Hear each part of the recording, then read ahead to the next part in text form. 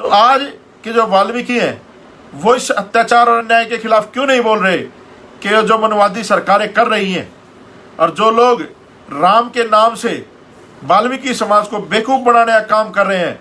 अगर इतने ही ये वाल्मीकि हितैषी होते और हमको हिंदू मानते तो वहाँ जो अयोध्या में इन्होंने दशरथ के बेटे राम का मंदिर बनाया है, उसकी राम की मूर्ति से पहले भगवान वाल्मीकि की मूर्ति की स्थापना वहाँ पर होनी चाहिए थी, जो एक भी वाल्मीकि नहीं बोलता।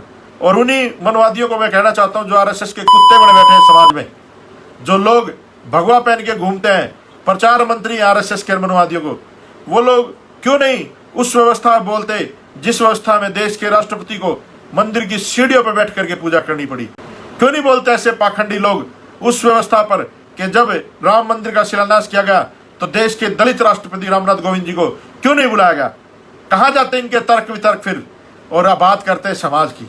आज झुकने की आवश्यकता नहीं है, आज डरने की आवश्यकता नहीं है। अगर आप लोग बीमारी से मरोगे घर में तो मरीज कहलाओगे, अगर आप समाज की लड़ाई लड़ते लड़ते मरोगे तो शहीद कहलाओगे। दोबारा इस देश में भगत सिंह पैदा होने की जरूरत है।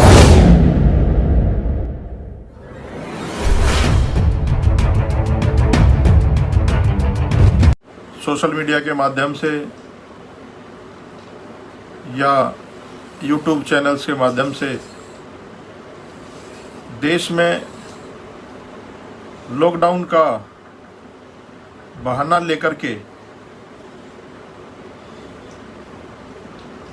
रोज की रोज जो मनवादी सोच के व्यक्ति हैं हमारे समाज के लोगों के साथ अत्याचार, उत्पीड़न, बहन बेटियों के साथ बलात्कार, जो बहुजन योद्धा हैं जो समाज की आवाज़ उठाते हैं उनकी हत्या, ये रोज की रोज समाज में देश में देखने को मिलता है।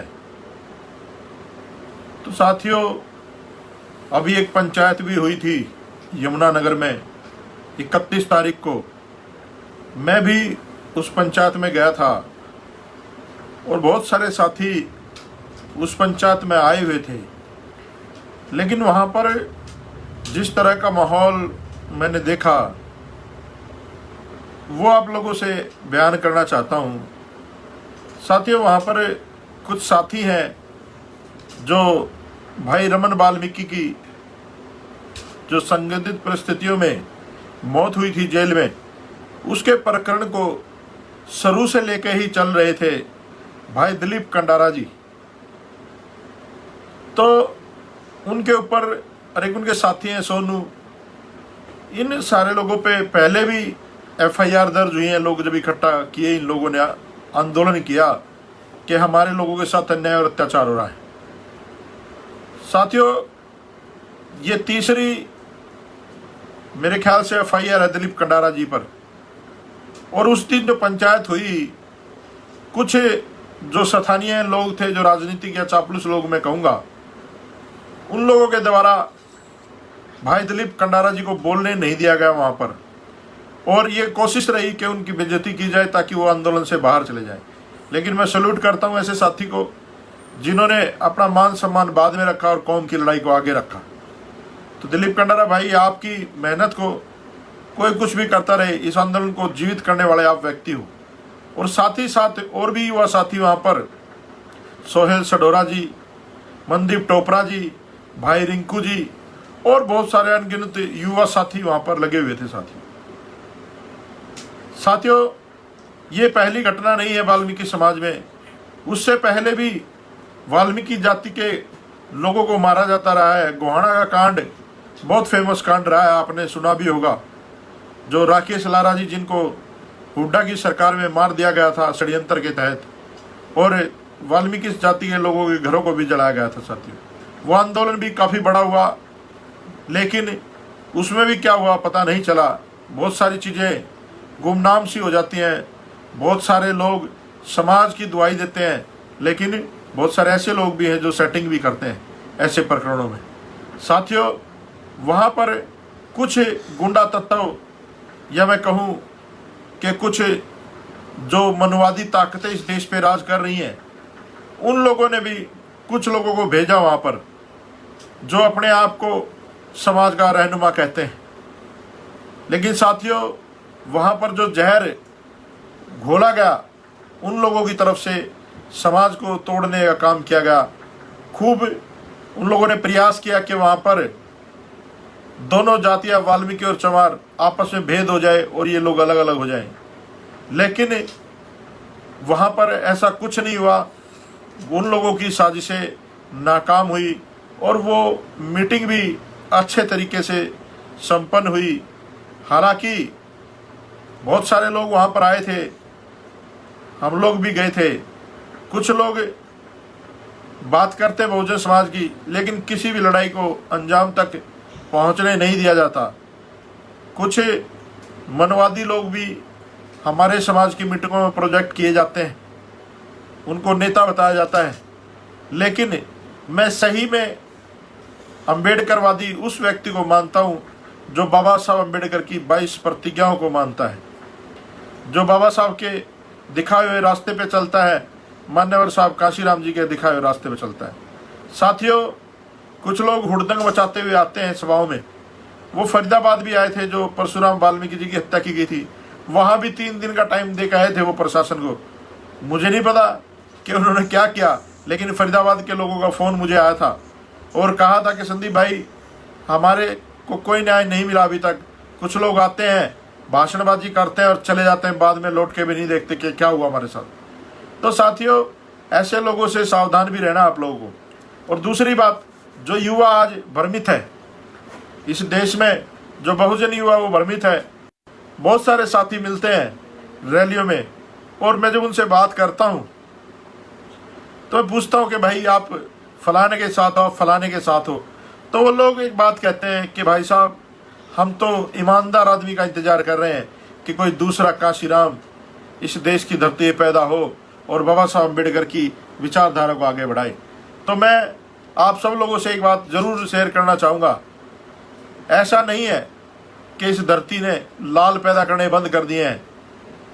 हम लोग बाबा साहब अम्बेडकर की नस्ल हैं, मान्यवर साहब काशीराम की नस्ल हैं।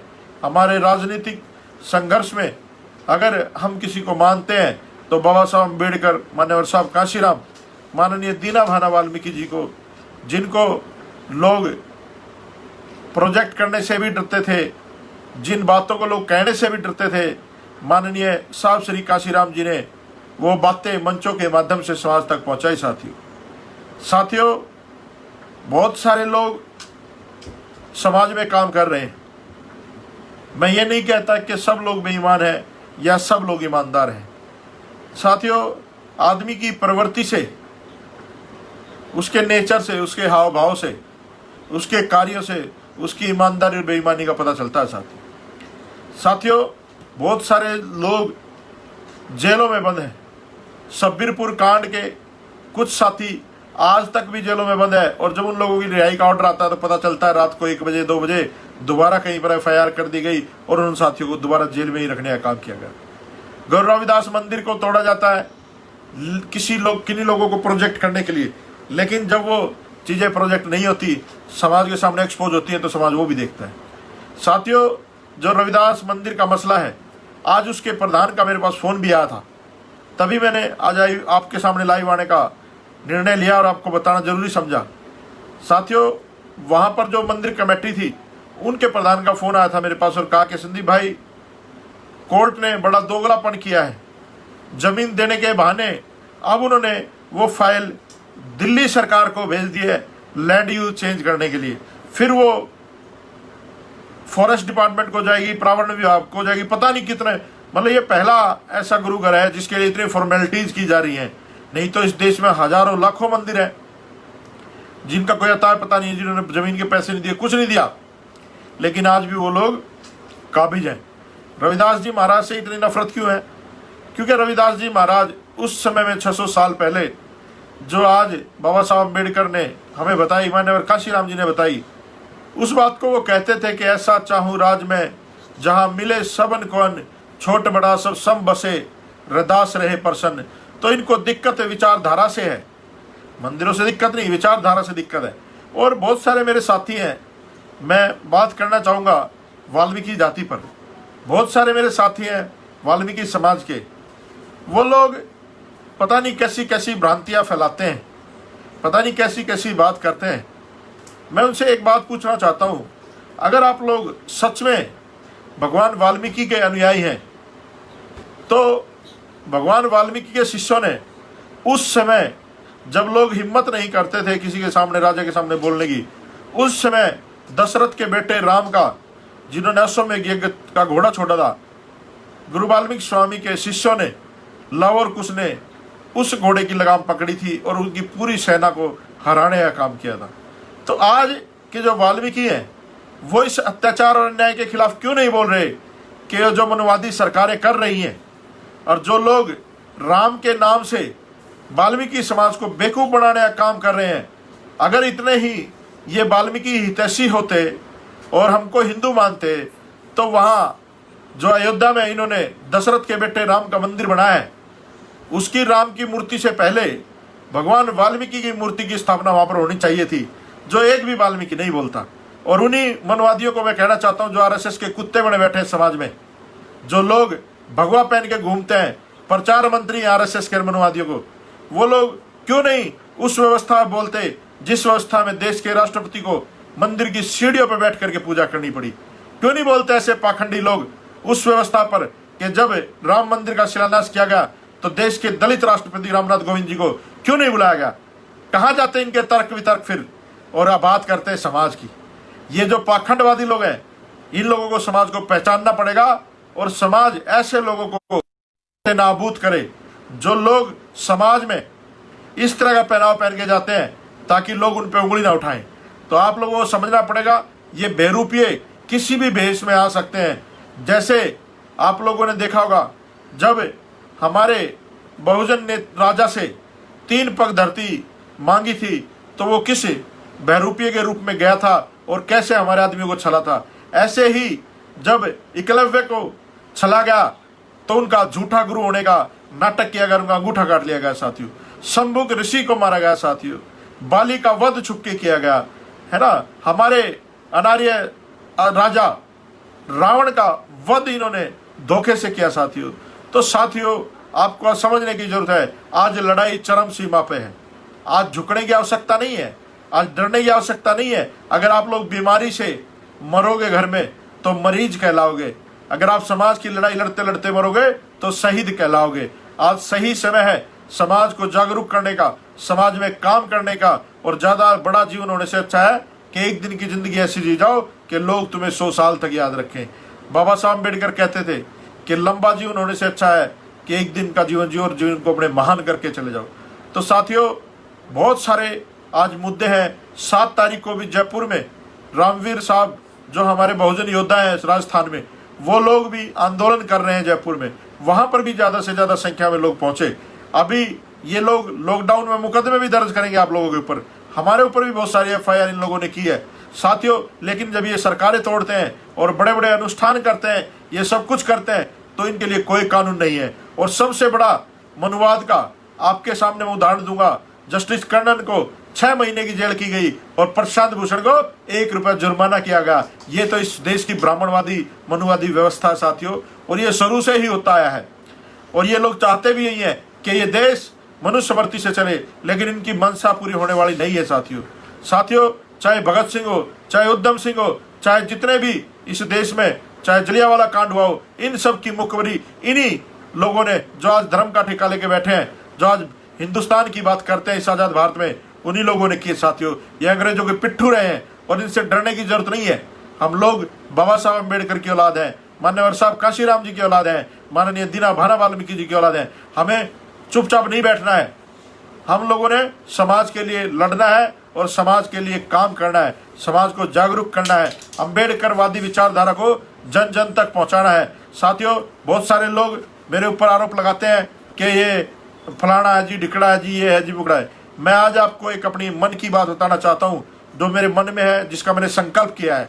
मैं सिर्फ इसलिए अम्बेडकरवाद में आया हूँ क्योंकि मैं चाहता हूँ कि मेरी जो जाति है वाल्मीकि, उस जाति में बाबा साहब अम्बेडकर की विचारधाराएं फैलें और बाबा साहब के मानने वालों का हजूम बढ़े। जैसे आज चमार जाति के लोग इस देश में हुक्मरान बनने की बात करते हैं, वैसे ही वाल्मीकि जाति के लोग, खटीक जाति के लोग, धानक जाति के लोग, कोली जाति के लोग, पासवान जाति के लोग, मेघवाल जाति के लोग, सभी बहुजन समाज की बिरादरी के लोग इस देश का शासक बनने की सोचें और इस देश का शासक बने। क्योंकि हमारे बाप ने, बाबा साहब अम्बेडकर ने इस देश में वोट का प्रावधान किया है, जिसकी वोट ज्यादा होंगी उसका राजा होगा। तो हम लोग इस देश में साथियों 85% है, और 85% वालों का राजा नहीं बनता, यहाँ पर 15% लोगों वाला का राजा बन जाता है। तो ये कमियां कहाँ पर है, ये कमियां ढूंढनी है और इस समाज को जागरूक करना है और इस समाज को देश का हुक्मरान बनाना है साथियों। और साथियों, मैं वाल्मीकि जाति के योद्धाओं को सलूट करता हूँ, सलाम करता हूँ, जिन लोगों ने पंजाब में वाल्मीकि तीर्थ को इतना भव्य आंदोलन कर करके इतना भव्य वहां पर स्थान बनवाया वाल्मीकि भगवान का। और मैं सारे देश के वाल्मीकि जाति के लोगों से अपील भी करता हूं, बल्कि और जाति के लोगों से भी अपील करता हूं कि वो सारे के सारे लोग वहां पर जाया करो। वाल्मीकि भगवान के जो आप लोगों के हक में जो उन्होंने काम किया है, उन कामों को लोगों को बताया करो और इस निर्दयी सरकार के खिलाफ आप लोग खड़ा होना सीखो। और हम लोग सारे के सारे जितने भी युवा साथी हैं, उनसे भी मैं कहना चाहूंगा कि साथियों, सारे के सारे साथी खड़े हो जाओ। आज दोबारा इस देश में भगत सिंह पैदा होने की जरूरत है, आज दोबारा इस देश में उधम सिंह पैदा होने की जरूरत है, आज इस देश में दोबारा काशीराम पैदा होने की जरूरत है। आज साथियों, हिंदू जो कहते हैं हमें, वो हमें हिंदू इसलिए मानते हैं क्योंकि इस देश में मुसलमान हैं। अगर इस देश में मुसलमान नहीं होता तो हम शूद्र होते, और शूद्रों को किसी भी तरह का कोई भी अधिकार नहीं होता साथियों। अभी पंजाब में एक बहुत बड़ा षड्यंत्र चल रहा है। मैं सरदारों को भी सचेत करना चाहता हूं और जो हमारे मजहबी भाई हैं उनको भी सचेत करना चाहता हूं। आज इन मनवादियों ने सोशल मीडिया में गलत अफवाहें फैला करके, गलत फोटो बना करके वायरल किए जा रहे हैं कि जो स्वर्ण मंदिर है वो हिंदुओं का स्थान था, उसको भी हिंदुओं कब्जा करो। अरे ये देश, जब इस देश को जरूरत पड़ी है तो मुझे नहीं लगता कि इस देश में किसी भी आवाज उठाई है साथियों। यहाँ पर जिसने भी आवाज उठाई वो सारे के सारे लोग बहुजन मूल निवासी लोग थे, जिन्होंने अपनी शहादत दी साथियों। ये देश भूल गया चंद्रशेखर आजाद को, ये देश भूल गया राजगुरु सुखदेव को, ये देश भूल गया भगत सिंह को, ये देश भूल गया सुभाष चंद्र बोस को। ऐसे लोगों को दोबारा पैदा होने की आवश्यकता साथियों, बिल्कुल भी पथ भ्रमित ना हो। ये जो अम्बेडकरवाद है यही हमारी ताकत है और इस देश का संविधान ही हमारी ताकत है। अगर संविधान नहीं बचा तो आपके हक और अधिकार सब खत्म कर दिए जाएंगे।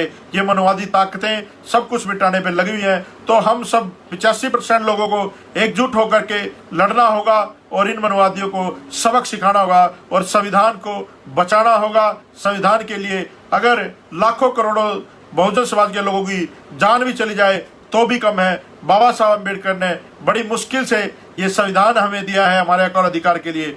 ये लोग वही राम राज्य चाहते थे जिस राम राज्य में गांधी ने एक बात कही थी अंग्रेजों के सामने, जब अंग्रेजों ने कहा कि तुम अछूतों को अधिकार दोगे, हम इस देश को आजाद करके जाएंगे, लेकिन अछूतों को अधिकार देने पड़ेंगे। तब गांधी ने कहा था कि अछूतों को अधिकार देने से अच्छा है कि हम गुलाम रहे। तो ये लोग नहीं चाहते कि आपके बच्चे सूट बूट और टाई पहन के घूमे, आपके बच्चे डॉक्टर, इंजीनियर, वकील बने, आपके बच्चे बड़े बड़े महलों में, बड़ी बड़ी कारों में चले साथियों, आपके बच्चे बड़े बड़े अधिकारी बने, IAS अफसर बने, बिजनेसमैन बने। और साथियों, एक और बात बताऊंगा मैं आपको, बहुत खास बात है और बहुत ही जरूरी बात है।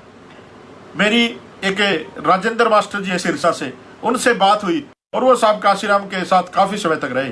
उन्होंने एक बात बताई, मैंने कहा कि राजेंद्र जी साहब, मैंने उनसे पूछा कि बाबूजी क्या साहब काशीराम जी मूछें रखते थे?